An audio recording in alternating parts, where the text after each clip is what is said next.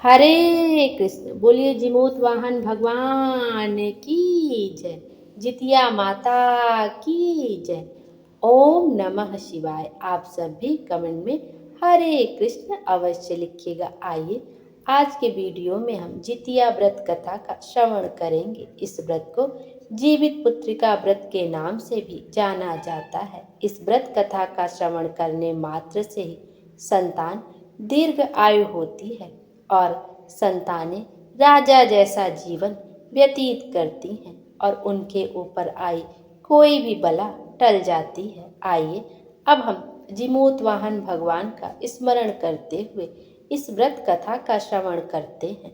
पौराणिक कथा के अनुसार एक बार नैमिषारण्य के निवासी ऋषियों ने संसार के कल्याण सूत जी से पूछा, हे सूत जी, कराल कलिकाल में लोगों के बालक किस तरह दीर्घ आयु होंगे, सो कहिए।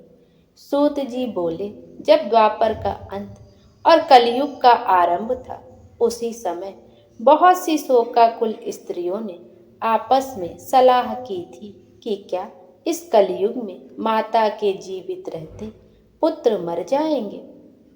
जब वे आपस में कुछ निर्णय नहीं कर सकी, तब गौतम जी के पास पूछने के लिए गई। जब उनके पास पहुंची तो उस समय गौतम जी आनंद के साथ बैठे हुए थे। उनके सामने जाकर उन्होंने मस्तक झुकाकर प्रणाम किया। तदंतर स्त्रियों ने पूछा, हे प्रभु, इस कलयुग में लोगों के पुत्र किस तरह जीवित रहेंगे? इसके लिए कोई व्रत या तप हो तो कृपा करके बतलाएं। इस तरह उनकी बात सुनकर गौतम जी बोले, आपसे मैं वही बात कहूँगा जो मैंने पहले से सुन रखा है। गौतम जी ने कहा, जब महाभारत युद्ध का अंत हो गया और द्रोण पुत्र अश्वत्थामा के द्वारा अपने बेटों को मरा देखकर सब पांडव बड़े दुखी हुए तो पुत्र के शोक से व्याकुल होकर द्रौपदी अपनी सखियों के साथ ब्राह्मण श्रेष्ठ धौम्य के पास गई और उन्होंने धौम्य से कहा, हे विपेंद्र, कौन सा उपाय करने से बच्चे दीर्घ आयु हो सकते हैं? कृपया करके मुझे ठीक ठीक बतलाइए। धौम्य बोले, सतयुग में सत्य वचन बोलने वाला, सत्य आचरण करने वाला समदर्शी जिमूत वाहन नामक एक राजा था। एक बार वह अपनी स्त्री के साथ अपने ससुराल गया और वहीं रहने लगा।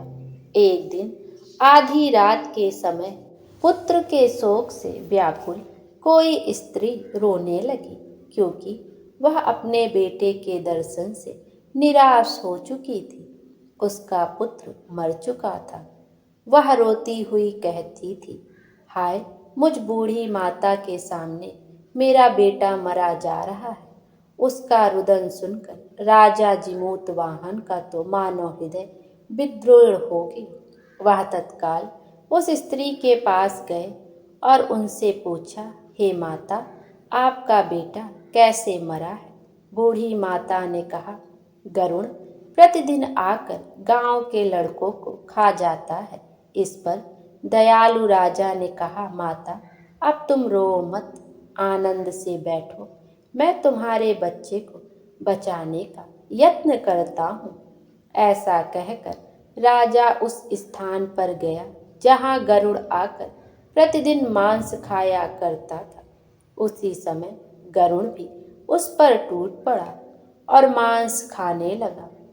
जब अतिशय तेजस्वी गरुड़ ने राजा का बायां अंग खा लिया तो झटपट राजा ने अपना दाहिना अंग फेंक कर गरुड़ के सामने कर दिया। यह देखकर गरुड़ जी ने कहा, तुम कोई देवता हो?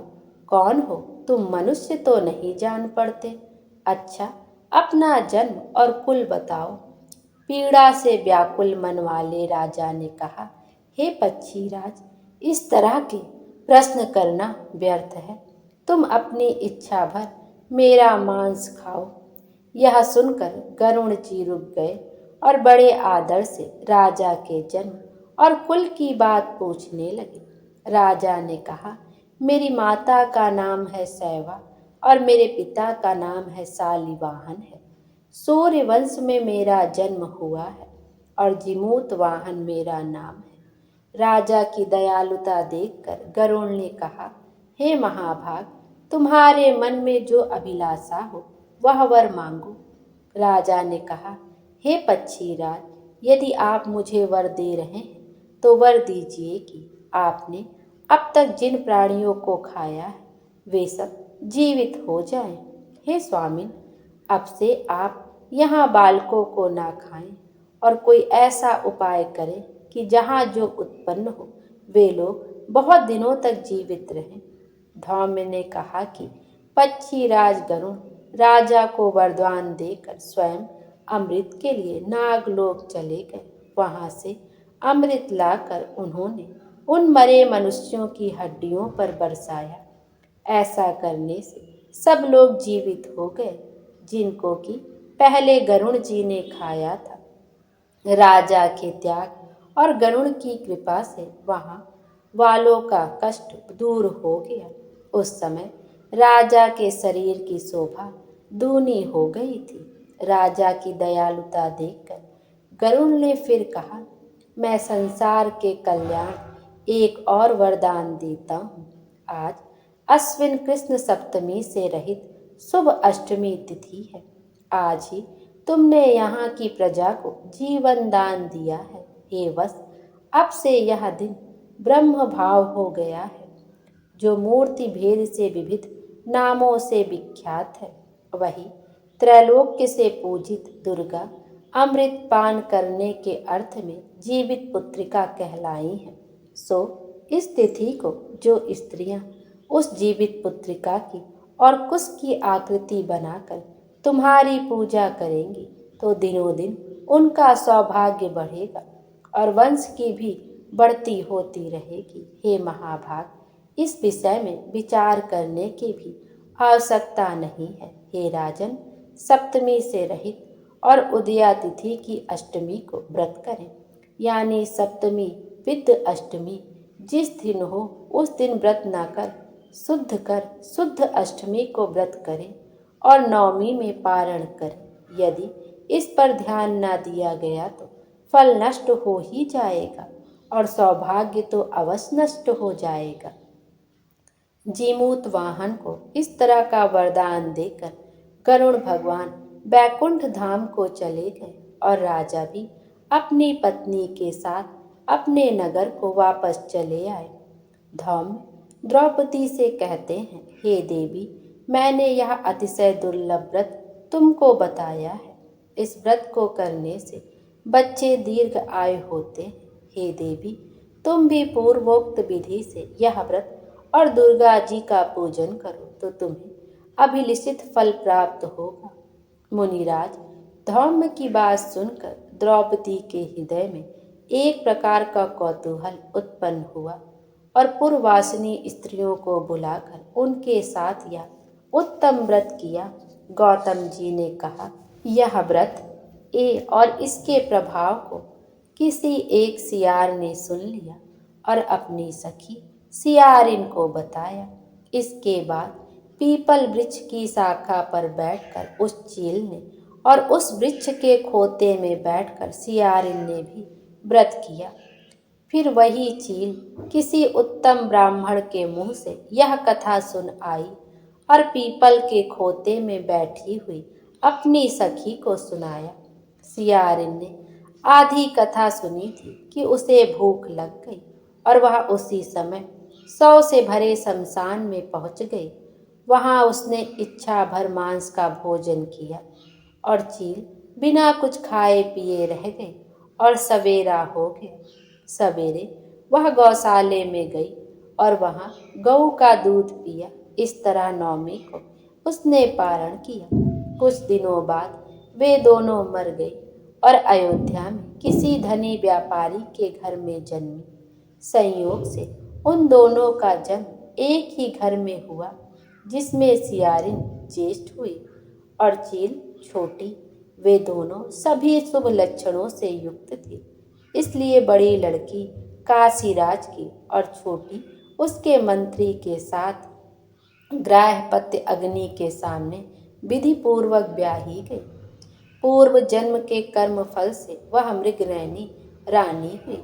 जिस किसी भी संतान को उत्पन्न करती वह मर जाती थी और पूर्व जन्म की बातों को स्मरण करने वाले मंत्री की पत्नी ने 8 वस्तुओं के सदृश तेजस्वी 8 बेटे उत्पन्न किए और सभी जीवित रह गए। अपने बहन के पुत्रों को जीवित देखकर ईर्ष्यावश राजपत्नी ने अपने स्वामी से कहा कि यदि तुम मुझे जीवित रखना चाहते हो तो इस मंत्री के भी पुत्रों को उसी जगह भेज दो जहाँ मेरे बेटे गए, अर्थात इन्हें भी मार डालो। यह सुनकर राजा ने उस मंत्री के पुत्रों को मारने के लिए कई प्रकार के उद्योग किए, पर मंत्री पत्नी ने जीवित पुत्रिका के पुण्य बल से बचा लिया। एक दिन राजा ने अपने आदमियों से उन पुत्रों का सिर कटवाकर पिटारी में रखवाया और वह पिटारी उनकी माता मंत्री पत्नी के पास भिजवा दिया। किंतु वे 8 सिर बेशकीमती जवाहरात हो गए और भले चंगे वे 8 लड़के अपनी माता के पास वापस चले गए। उनको जीवित देखकर राजपत्नी को बड़ा विस्मय हुआ। अंत में वह मंत्री की पत्नी के पास आई और उससे पूछा, बहन, तुमने कौन सा ऐसा पुण्य किया है जिससे बार बार मारे जाने पर भी तुम्हारे बेटे नहीं मरते? इस पर मंत्री की पत्नी ने कहा, पूर्व जन्म में मैं चील थी और तुम सियारिन। हमने और तुमने साथ साथ जीवित पुत्रिका का व्रत किया था। तुमने व्रत के नियमों का भली भांति पालन नहीं किया था और मैंने किया था। इसी दोष से हे बहन, तुम्हारे बेटे नहीं जीते। ओ राजरानी, अब भी तुम उस जीवित पुत्रिका व्रत को करो तो तुम्हारे बेटे दीर्घ आयु होंगे। मैं तुमसे सच सच कह रही हूँ। उसके कथा अनुसार रानी ने व्रत किया, तभी से उसके कई बेटे सुंदर और दीर्घायु होकर बड़े बड़े राजा हुए। सूत जी कहते हैं कि सब प्रकार का आनंद देने वाला मैंने यह दिव्य व्रत बतलाया। स्त्रियां चिरंजीवी संतान चाहती हैं तो विधि पूर्वक यह व्रत करें। हरे कृष्ण। बोलिए जीमूत वाहन भगवान की जय। हे भगवान जी, जैसे आपकी कथा पढ़ने वाले चील और सियारिन को आपने संतान दी, वैसे ही सबके संतानों की रक्षा करना, सबको सुखी रखना, सबके जीवन में खुशियाँ ही खुशियाँ आए। Thank you.